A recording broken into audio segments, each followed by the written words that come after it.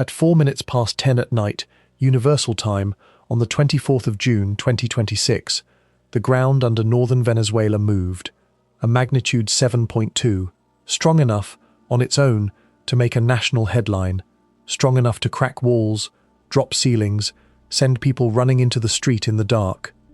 And then, 39 seconds later, it moved again.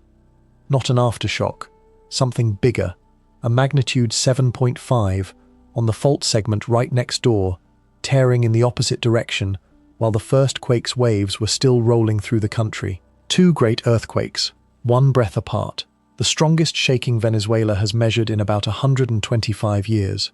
39 seconds. Hold that number, because by the end of this you'll understand why those 39 seconds matter more than the magnitude does. You'll understand exactly what broke, why a single fault can rupture twice in under a minute, why a tsunami warning lit up on United States soil that night, and why seismologists in California did not look at this and feel safe. They looked at it and recognized something. A mirror. I'm going to walk you through all of it. The physics, the history, the part almost no one is talking about, and the wave that almost came but didn't. And I'll show you, with real data, where the genuine danger lives. It is not where most of the coverage is pointing.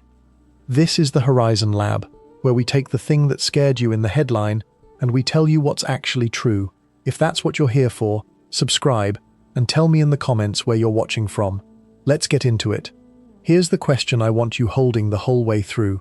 If you'd been standing in Yaracuy that night, the safest thing you could have done in those 39 seconds was not to run.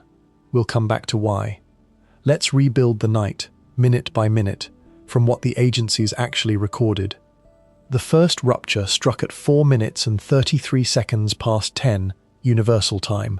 The United States Geological Survey put it about 23 kilometers southeast of a town called Yumare, in the state of Yaracuy, in Venezuela's mountainous north. Magnitude 7.2. Depth, roughly 10 kilometers. Shallow. And shallow is the word that does the damage, because a shallow quake dumps its energy almost straight up into whatever is sitting on the surface. Then, 39 seconds later, at 5 minutes and 11 seconds past 10, the main event. Magnitude 7.5, a different patch of the same fault system, slipping in its own right. Now, a note on that number, because honesty is the whole point of this channel. Different agencies measured it differently. The USGS settled on 7.5. Germany's GFZ Center logged it a touch lower, around 7.4. The French Geoscope network came in higher, near 7.8. That spread is normal in the first hours after a great earthquake.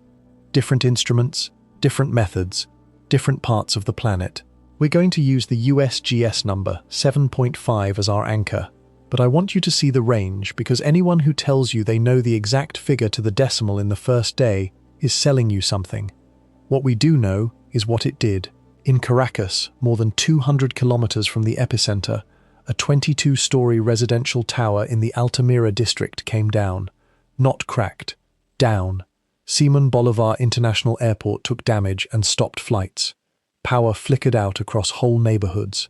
And the human number, the one that actually matters, came in as a range too. Somewhere between about 188 and 235 people confirmed dead in the first day, depending on which authority you trusted, with more than 4,300 injured and a missing persons count that no one could pin down.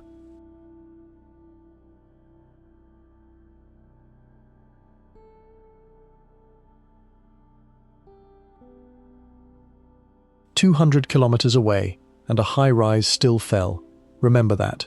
We're going to come back to why distance didn't save that building, and why the answer is the most important thing in this entire video. But first, we have to answer the strange part. How does one fault break twice in 39 seconds? Most people picture an earthquake as one snap. One break, one shake, done. The reality is messier, and the mess is where the danger hides. Start with the fault itself. The rupture that night happened on what's called a strike-slip fault. Picture two enormous blocks of the Earth's crust grinding past each other sideways, like two hands pressed flat and sliding in opposite directions. They don't slide smoothly, they lock. Friction holds them in place for decades, centuries even. while the deep motion of the planet keeps pushing. Stress piles up and piles up until the rock can't hold and it lets go all at once. That release is the earthquake. So why twice? Why 39 seconds apart? Because a fault is not one clean crack. It's a system. Segments, side by side, each with its own load of stored stress, each one waiting. When one segment finally fails, it doesn't just release its own energy, it hands its stress to the neighbor. Seismologists call this stress transfer, or Coulomb stress change, and the everyday version is simple. Imagine a row of mousetraps set on a table, almost touching. Snap the first one, and the jolt is enough to trip the one beside it, and maybe the one beside that. The first quake didn't cause the second the way a push causes a fall. It nudged a neighbor that was already loaded to the edge, and tipped it over. When two large quakes strike this close in time and space, and they're roughly comparable in size, scientists have a name for it: a doublet.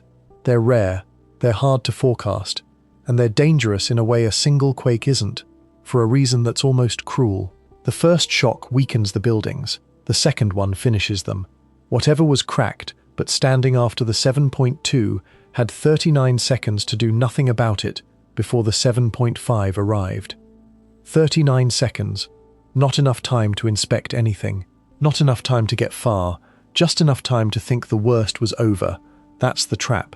And it's why I told you at the start that running might not have been the safest move. We'll get to what was. But here's where this stops being a story about Venezuela. Because the fault that broke that night has a twin, and the twin runs through the United States.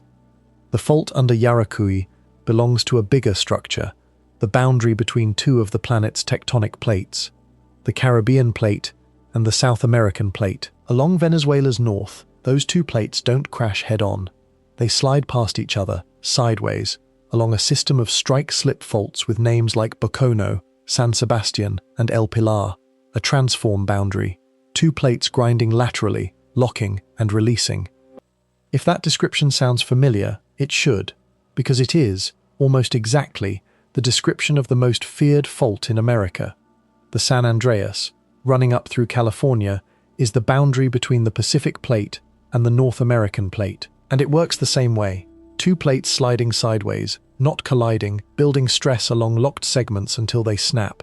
The San Sebastián fault in Venezuela and the San Andreas in California are, mechanically, the same kind of beast.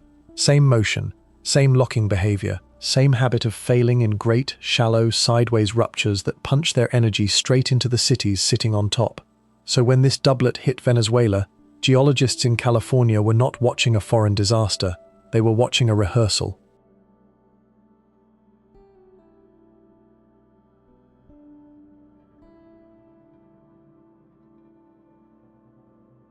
Here's the part that should hold your attention. California's fault system doesn't just have the San Andreas. It has a whole family of strike-slip faults running in parallel, threading directly under the San Francisco Bay Area, where more than 7 million people live. The Hayward Fault runs under Oakland, under Berkeley, under stadiums and hospitals and freeways. The Calaveras runs beside it. And these faults can interact. They can hand stress to each other, the same way the Venezuelan segments did. A rupture on one can load the next. The United States Geological Survey takes this seriously enough to have built an entire scientific scenario around it, a detailed model of what a major Bay Area rupture would actually do, hour by hour. It exists because the threat is real, not theoretical. And here's the piece of good news. The one genuine advantage Americans on the West Coast have that Venezuela did not. It's called Shake Alert, a network of sensors along the West Coast that detects the first, faster, weaker wave of an earthquake and races a warning ahead of the slower, destructive wave. Seconds, sometimes tens of seconds. We'll come back to exactly what those seconds can buy, because it's more than you'd think, and it ties directly back to those 39 seconds in Venezuela. But seconds of warning only help if the thing you're standing inside can survive the shaking. And that, finally, is the part of this story almost no one is telling you. It was never really about the shaking. Here's something that sounds wrong the first time you hear it. Earthquakes don't kill people. Buildings do. Let me say that again, because it's the most important sentence in this video. The shaking itself, the ground moving under your feet, almost never kills anyone directly. What kills people is what's standing over their heads when the shaking starts. The roof, the wall, the concrete floor of the apartment above. In the hours after the Venezuela doublet, engineers who study disaster zones for a living looked at the damage and pointed at one thing: not the magnitude, not the depth, the construction. Specifically, a kind of building called unreinforced masonry. Brick, block, or concrete stacked up with no steel running through it to hold it together when the ground starts to move sideways. A wall like that is strong when you push down on it. The weight of the building keeps it stable. But an earthquake doesn't push down. It shoves sideways, back and forth, fast, and an unreinforced wall has nothing inside it to resist that. So it cracks, it bulges, and then it comes apart, and whatever it was holding up comes down. That 22-story tower in Caracas, 200 kilometers from the epicenter. The reason distance didn't save it wasn't bad luck. It was the way it was built, and the kind of ground it was built on. Soft soil under a city can take a faraway quake's waves and amplify them, stretch them out, make them last longer and swing wider. A building that would have shrugged off a quick jolt gets rocked back and forth, again and again, until the structure fatigues and fails. We have seen this exact lesson before, written in a much bigger death toll. Mexico City, 1985. A magnitude 8 earthquake struck off the Pacific coast, hundreds of kilometers from the capital. Out at the coast, near the epicenter, the damage was real but survivable. In Mexico City, far away, thousands died because the city sits on an old lake bed, soft sediment that caught those distant waves and shook like jelly for minutes. Buildings of a certain height matched the rhythm of that shaking and tore themselves apart. Same earthquake. The deaths were about the dirt and the design, not the distance. So when you see footage of a collapse and your gut says, "What a powerful earthquake," I want you to retrain that instinct. The power of the quake set the stage, but whether a building stands or falls is a choice a society makes years earlier in how it builds and what it allows. That's not fate, that's policy, and it means the death toll from any earthquake is, to a degree we don't like to admit, optional. Hold on to that, because it changes everything about how you should think about California. But first, the shaking stops, and a new set of dangers begins.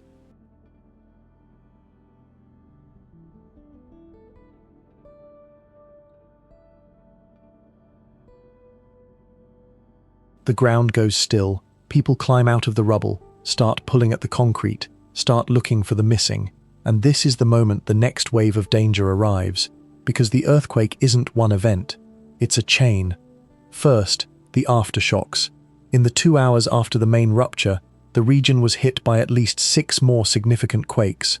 Now think about what that means on the ground. You've got a building that took the 7.2, then the 7.5, and it's still standing, but barely. Cracked columns, a bowed wall, and now rescuers are inside it, or beside it, digging for survivors. Then an aftershock hits. The structure that was holding on by a thread lets go. The aftershocks don't just damage buildings, they kill the people trying to save the people. This is why rescue crews work under a clock and a constant, brutal calculation, weighing every minute inside a damaged structure against the odds of the next jolt. Then there's fire. It's the danger nobody pictures with an earthquake, and historically it's one of the deadliest. When the ground moves, it snaps gas lines and tears electrical wiring. You get gas leaking into open sparks across an entire city at once, while the water mains that firefighters need have also been severed by the same shaking. Northern Venezuela's quake zone sits near major refining and industrial infrastructure, which raises the stakes. And history is blunt about this. Tokyo, 1923. The Great Kanto earthquake struck around lunchtime, when thousands of households were cooking over open flame. The shaking was deadly. The firestorm that followed was far deadlier, sweeping through wooden neighborhoods and killing more people than the collapse itself. Fire after the quake has, again and again, written a bigger death toll than the quake. And then there's a third danger, quieter, harder to see, but real. The information vacuum. In the aftermath, reliable communication in Venezuela was patchy, and access to social platforms was restricted enough that the United Nations Human Rights Office publicly called for it to be restored. When people can't get verified information, two things happen. Rescue and relief get harder to coordinate, and the gap fills with rumor, with panic, and with deliberate misinformation. We're going to spend real time later on exactly what filled that gap this time, because some of it was engineered, and some of it was old disaster footage from the other side of the planet, relabeled to look like Caracas. So that's the cascade: shaking, then aftershocks, then fire, then the fog of bad information. But there was one more threat that night, and this one reached beyond Venezuela's borders. It reached United States soil. For about an hour, the question was whether the ocean itself was about to move. The moment a great earthquake strikes near a coastline, one agency in the United States goes on alert before almost anyone else: the Pacific Tsunami Warning Center. And that night, the system did exactly what it was built to do. A tsunami advisory went out for Puerto Rico and the United States Virgin Islands. American territory, American citizens, told to watch the water. Then, within the hour, the advisory was cancelled. No destructive wave came. And understanding why it didn't is the key to understanding when, someday, one will. Go back to the kind of fault we're dealing with. This was a strike-slip fault. 2 blocks of crust sliding past each other sideways, horizontally. And here's the thing about a tsunami. A tsunami is made by water being lifted. To shove a wall of ocean toward a coast, the seafloor has to move up or down, suddenly, displacing the entire column of water sitting on top of it. A sideways sliding fault mostly moves the seafloor sideways, and sliding sideways doesn't lift much water. That's why the advisory could be cancelled so fast. The mechanism that makes the killer waves just wasn't the mechanism in play. So we got lucky, in a narrow, technical way. But I want to be precise about what lucky means, because it does not mean safe. The same plate boundaries that produce these sideways quakes also contain places where the faulting is different, where one slab of crust dives beneath another and the seafloor can jump vertically by meters in seconds. Those are the faults that make oceans move, and the Pacific Rim, the so-called Ring of Fire that arcs from Chile up through Alaska and down past Japan, is lined with them. When one of those goes, the water doesn't stay home. It crosses the entire ocean, and it has done it before to American towns with a body count. That's not a hypothetical I'm reaching for. It's recorded history, and the warning center that lit up for Puerto Rico that night exists for one reason: because in the past, the wave did come, and the United States had no warning at all.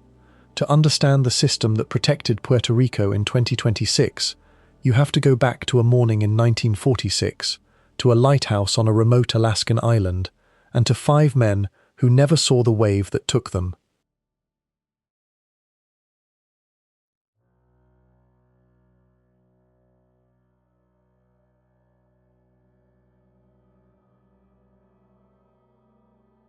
April 1st, 1946. In the Aleutian Islands, that long chain of volcanic rock trailing off the end of Alaska into the North Pacific, a great earthquake ruptured the seafloor. Magnitude around 8.6, and unlike the sideways slip in Venezuela, this fault drove the ocean floor upward. It lifted the sea. On a bleak point of Unimak Island stood the Scotch Cap Lighthouse, a reinforced concrete building, 5 stories of it, manned by 5 United States Coast Guardsmen. They were the only people for miles. When the earthquake hit, they would have felt it, and they would have had no way to know what was racing toward them through the dark. The wave that struck Scotch Cap has been estimated at over 30 meters high, more than 100 feet. It didn't damage the lighthouse, it erased it. The entire reinforced concrete structure was swept off its foundation and smashed to pieces against the rock. All 5 men were killed. When searchers reached the site, the lighthouse was simply gone. But the ocean wasn't finished, because a tsunami doesn't stop at the first shore. The same wave energy kept moving south across the open Pacific, invisible in deep water, a low swell traveling as fast as a jetliner. Almost 5 hours later, with no warning whatsoever, it arrived in Hawaii. It came ashore hardest in Hilo, on the Big Island. The water surged through the waterfront, picked up buildings, tore boats from the bay, and drove them inland, and swept people out of streets they thought were safe. Around 159 people were killed in Hawaii that day. Many of them were school children and their teachers, because in some places the morning waves came in while school was beginning, and a wave that pulls back can look, for a moment, like the ocean is just curious, before it returns with everything it took and more. Here's what matters about that day. The United States had no tsunami warning system. None. A wave generated in Alaska killed people in Hawaii almost 5 hours later, and in all those hours, not one official alert reached them.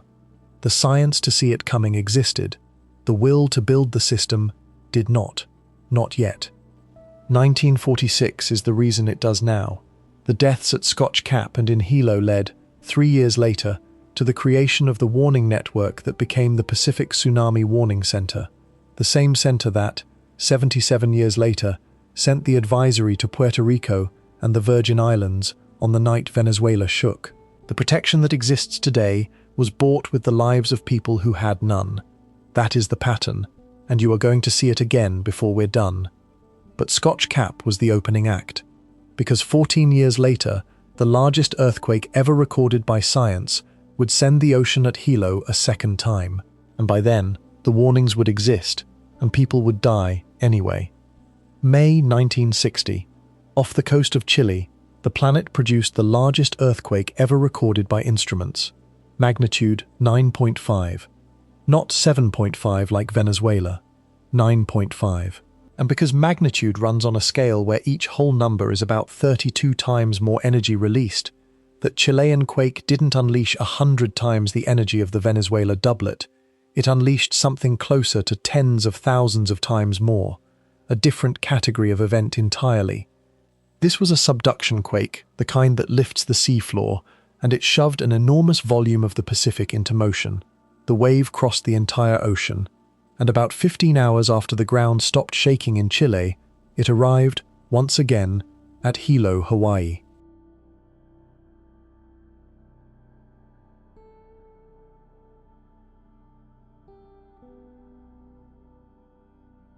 This time there was a warning system. The center born from 1946 was watching, and alerts did go out. And still, 61 people died in Hilo. Some didn't hear the warning. Some heard it and didn't understand how much time they had, or how little. Some saw the water draw back, exposing the floor of the bay, and walked out toward it out of curiosity instead of running. A warning is only as good as what people do with it. That lesson, the gap between an alert sent and an alert acted on, is one we still haven't fully closed, and we'll see why it matters for the West Coast in a moment.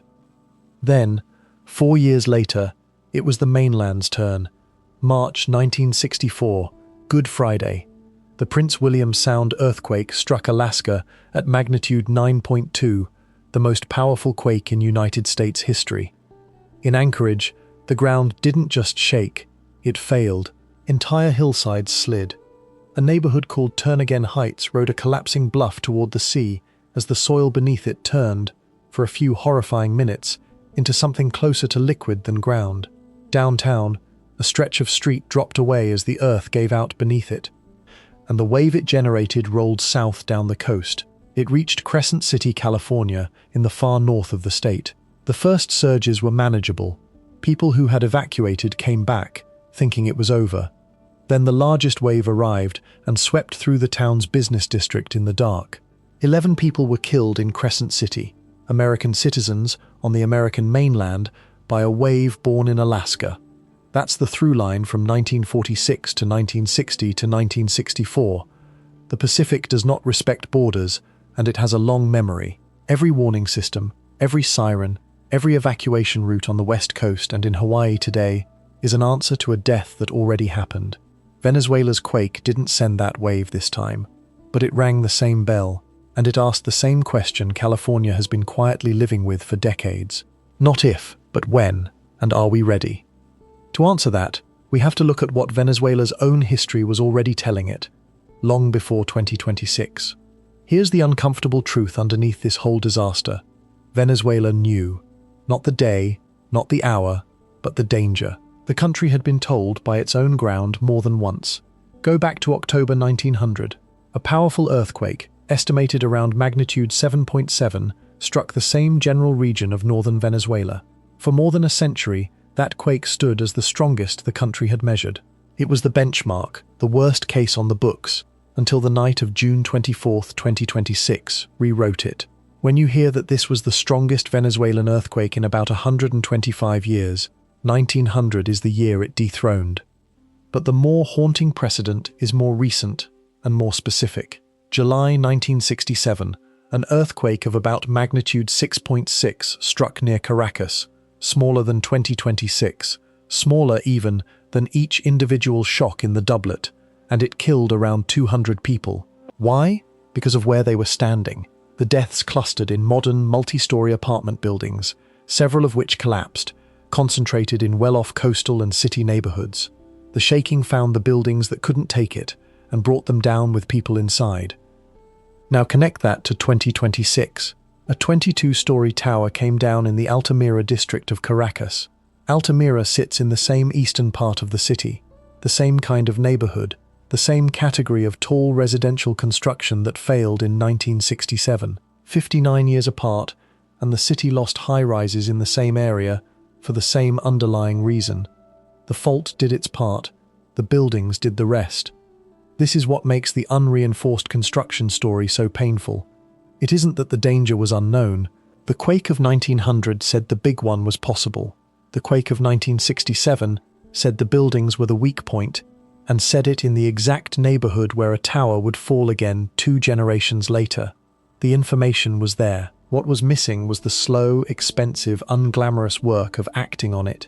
Retrofitting, code enforcement, choosing, building by building, to spend money on steel that you hope you'll never need. I'm not saying this to point a finger at Venezuela. I'm saying it because every word of it applies, right now, to cities in the United States that sit on the same kind of fault. Which brings us to the mirror. What would this look like if it happened not in Caracas, but in California?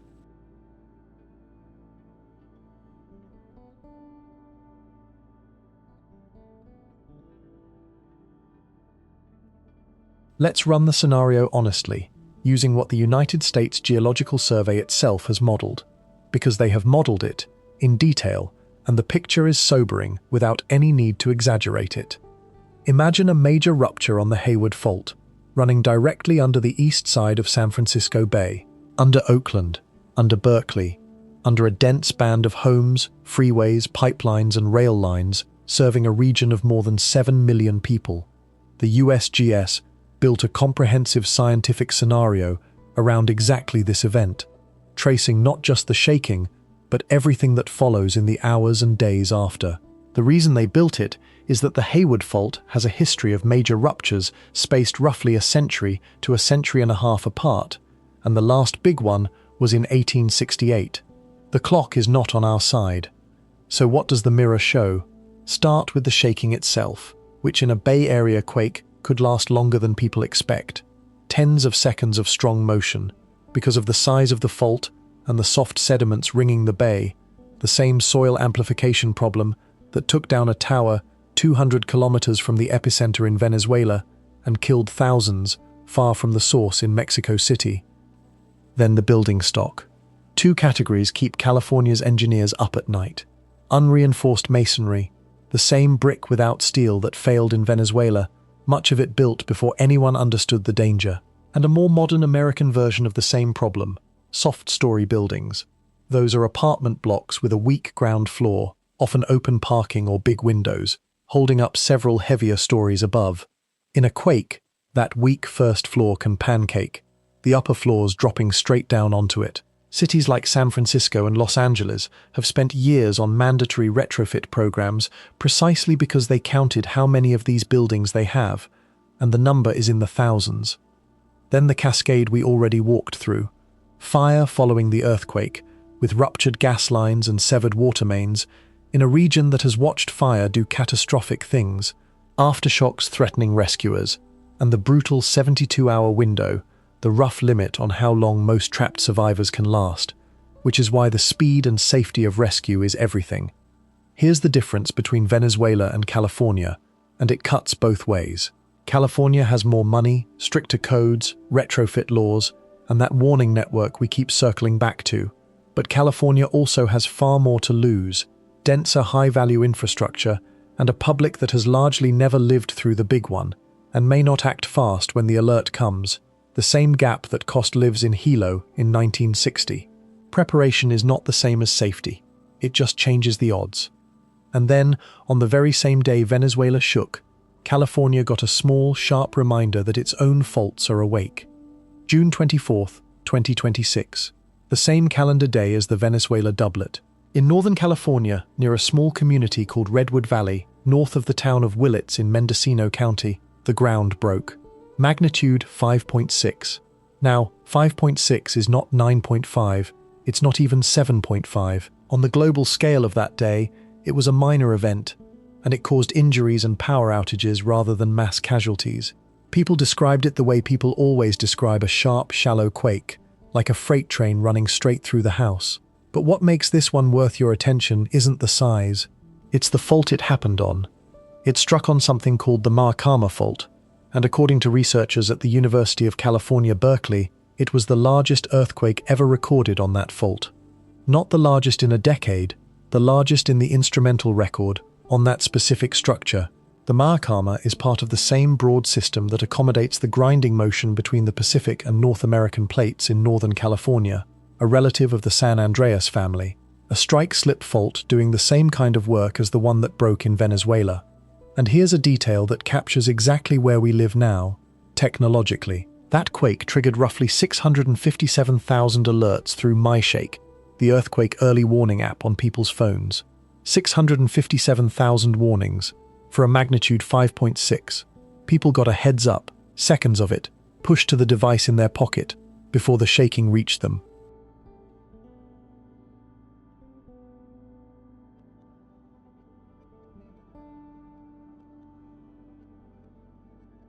Think about the contrast for a second. On one single day, in one hemisphere, you had the full sweep of where humanity stands against earthquakes. In Venezuela, a great doublet killing hundreds, much of it in buildings that were never going to survive, in a place where the warning never had a chance to help. And in California, a moderate quake on a long quiet fault, announced in advance to hundreds of thousands of phones by a system that didn't exist a decade ago. The same planet, the same kind of fault, two completely different relationships with the danger. That California system, Shake Alert and the apps that carry it, is the closest thing we have to buying back some of those 39 seconds. So let's talk about what a warning actually is, how much time it can really give you, and the hard truth about what those seconds can and cannot do. So what is an earthquake early warning system really? Because the name fools people. It sounds like it predicts earthquakes. It does not. Nothing on Earth reliably predicts earthquakes, and we'll be honest about that in a minute. What a system like Shake Alert does is something narrower and much cleverer. Every earthquake sends out two kinds of waves. The first, the P wave, is fast but relatively weak. It's the one that gives you the little jolt, the warning shudder. The second, the S wave and the surface waves behind it, is slower, but it's the one that does the damage, the violent side-to-side motion that brings buildings down. The two waves leave the fault at the same instant, but because one is faster than the other, they separate as they travel, like thunder lagging behind lightning. The farther you are from the epicenter, the bigger that gap. Shake Alert exploits that gap. A network of sensors near the fault catches the fast P wave, instantly calculates how big the quake is and where, and races an electronic warning at the speed of light through the network, ahead of the slow destructive wave. The warning outruns the shaking. That's the whole trick. Closer to the epicenter, you might get just a couple of seconds, or none at all, because the gap hasn't opened yet. Farther out, you might get tens of seconds. What can you do with 10 seconds? More than you'd think.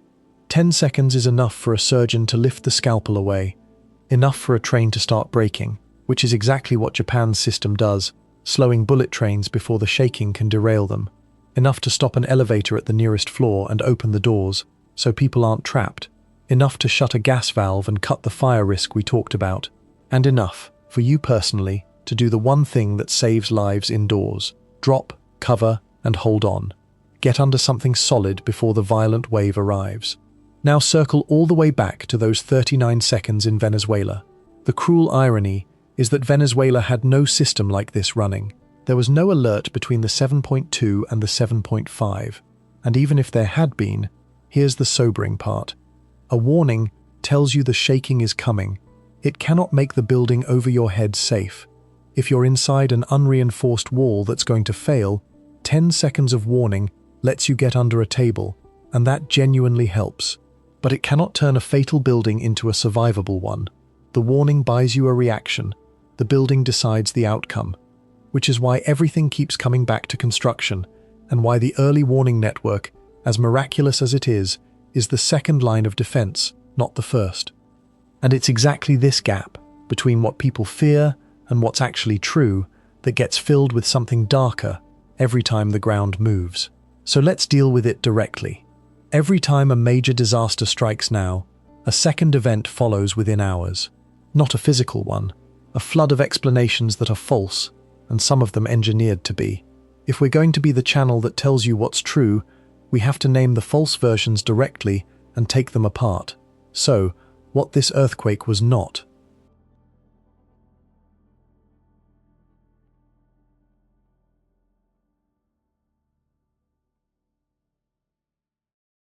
It was not a weapon. Within hours, the claim was circulating that a doublet, two quakes so close together, proved this was artificial, triggered by a government, or by that perennial favorite of the conspiracy world, the HAARP research facility in Alaska. Let's handle this with physics instead of outrage. The energy released by a magnitude 7.5 earthquake is staggering, on the order of 1,000 trillion joules and beyond. HAARP is a radio science array. Its transmitter runs on a few million watts of power, and it sends radio energy up into the thin upper atmosphere, the ionosphere, hundreds of kilometers above the ground. It does not, and physically cannot, reach kilometers down into solid rock and unzip a locked tectonic fault. To match the energy of that quake, you'd have to run the entire facility at full power for a length of time measured not in days or years, but in geological spans, and even then, there's no mechanism to deliver it into the fault. The doublet isn't evidence of a weapon. It's evidence of stress transfer between fault segments, the ordinary well-documented physics we covered earlier. The truth is more unsettling than the conspiracy, because no one is at the controls. It was not caused by the sun. Another claim that spreads after every quake is that a solar flare set it off. This one has actually been studied carefully, because on the surface it seems testable. Researchers took decades of global earthquake records and decades of solar activity records and checked for any statistical link at daily, monthly, and yearly timescales. They found none. No correlation that holds up. The energy that drives earthquakes comes from inside the Earth, from plate motion, not from 93 million miles away. The United States Geological Survey states it plainly. There is no established connection between space weather and earthquakes. And it was not what the videos showed. This is the newest and most insidious one. In the hours after the quake, footage spread across social platforms showing apocalyptic waves and destruction labeled as Caracas. Much of it was old, recycled video from past disasters in Japan, sometimes with computer-generated effects layered on top to make it more dramatic. This isn't speculation, it's a documented pattern. After recent quakes in Japan, the country's own communications authorities formally flagged the spread of relabeled and AI-altered disaster footage, and the same template was running again here. When a real catastrophe happens and reliable information is scarce, as it was in Venezuela, that vacuum gets filled with manufactured fear, which is the whole reason for being careful about where you get your information when it matters most. So strip away the weapon, the flare, the fake footage. What's left is the real story, and it's heavier than any of the myths. A natural fault, doing what it has done for millions of years, under cities built in a way that couldn't withstand it. No villain, no secret, just physics and choices, and the honest admission of how much we still can't see coming. If this channel only ever told you the parts that sound certain, it would be lying to you by omission. So here is the territory where the honest answer is, we don't know. Because that territory is large, and pretending otherwise is how people get hurt. We cannot predict earthquakes. Not the day, not the week. After decades of trying, science can tell you which faults are dangerous, roughly how often they tend to rupture, and what the shaking would likely do. That's hazard, and it's genuinely useful. What we cannot do is tell you that a specific fault will break on a specific date. Anyone who claims they can, especially anyone who ties it to the moon, the planets, or a coming flare, is wrong, and you can hold them to that. The Venezuela doublet itself is proof of the limit. A doublet is one of the hardest patterns to anticipate, because the second rupture depends on the precise, hidden stress state of a neighboring fault segment that we cannot directly see.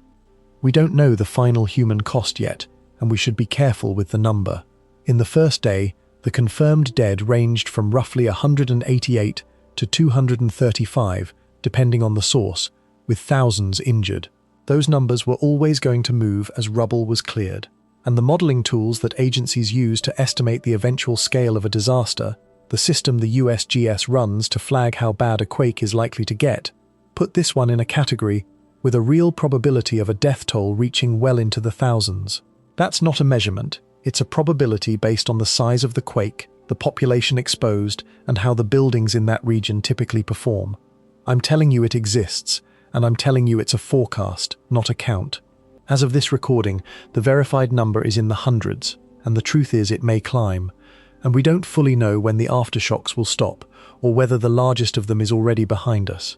After a doublet, the region stays restless. The hazard doesn't end when the cameras leave.